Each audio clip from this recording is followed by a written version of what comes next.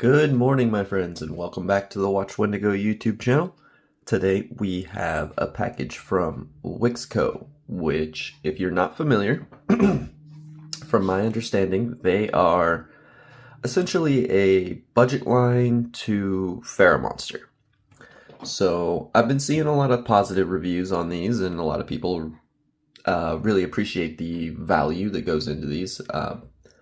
They are not what I would call like true budget knives in the sense that they're like $70, $80 or less, but they're around the $100 mark, $100 mark.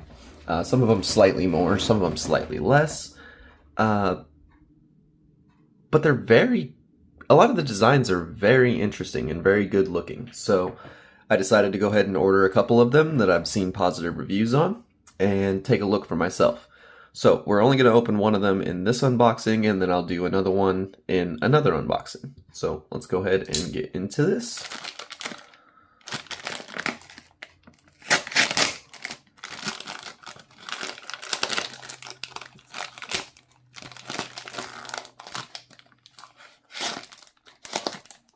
That ought to do it.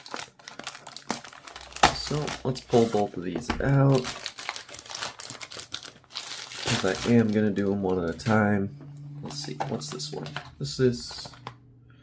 Yeah, we'll do that one first. Okay, so this is the Splark, and I went ahead and went with the purple carbon fiber version. The blade steel on this guy is 14C28N, which is a decent budget steel. I'm going to be perfectly honest and say that it's a steel that I don't particularly care all that much for. But at the price point with the other materials and, you know, the way that these are executed, I still wanted to take a look. Realistically, I have a strong suspicion that I'm probably going to end up giving this knife to my girlfriend, but I still wanted to check it out and see what it was about. So let's get it open.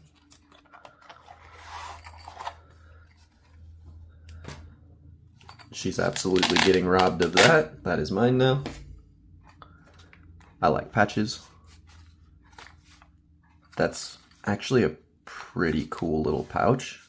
It's a small touch, but I've said this before, I appreciate the small touches, especially those like patches, stickers, cool little pouches, cool packaging. It doesn't add anything really to the value of the knife, but it's just a small touch that I personally really like to see. Here, let's go ahead and get the Winter Blade Co. out of the way.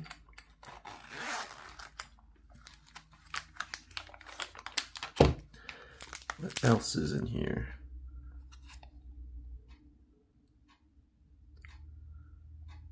Okay. And little microfiber cloth with their little bat logo. At least I think that's supposed to be a bat. Okay, let's get to the knife.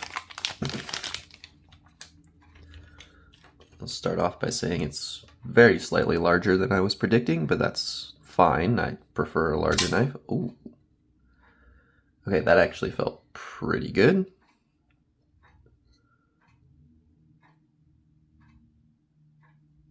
Yeah, this is a pretty good looking knife.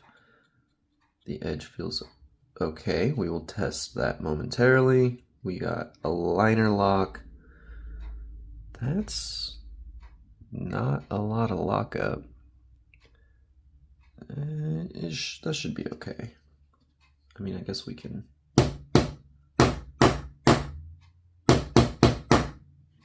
Sorry, that moves my desk around, which moves the tripod that my camera is mounted to.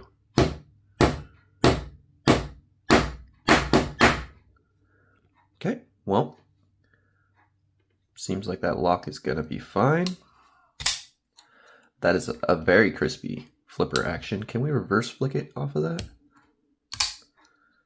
You can, but it's not quite deep enough to be easy. So, I don't know a lot about this company quite yet. I actually don't own anything from Ferramonster themselves either, so this was kind of my first time exploring Ferramonster and Wixco.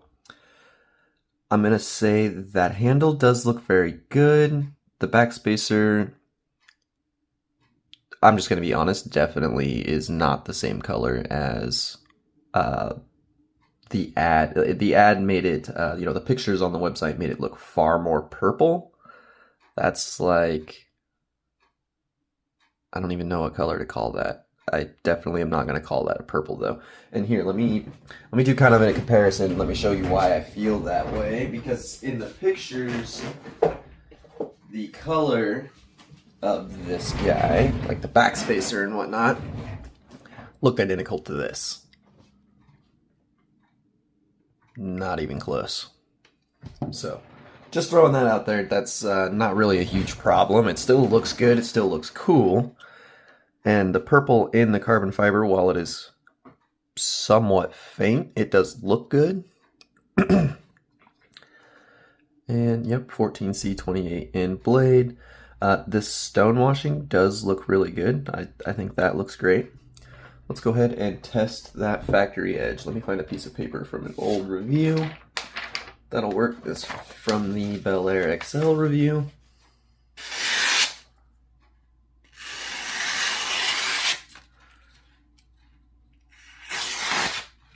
Okay, I don't even really need to do more than that. That's a pretty good factory edge.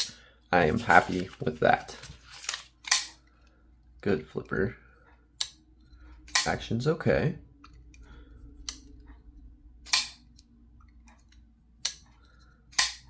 That detent is almost perfectly tuned. Personally, I would still like it to be very slightly heavier, but that is well within acceptable. It works well. The flipper works well. The detent does feel good. It's crisp.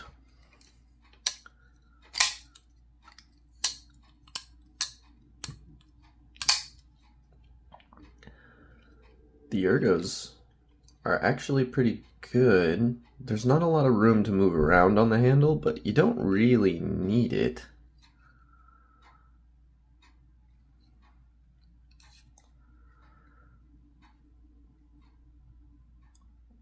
Huh, okay. Surprisingly, that actually feels really good.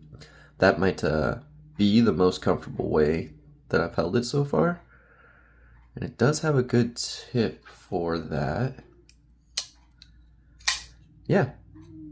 Okay, so again, this is the Wixco Splark, if I'm pronouncing both of those correctly.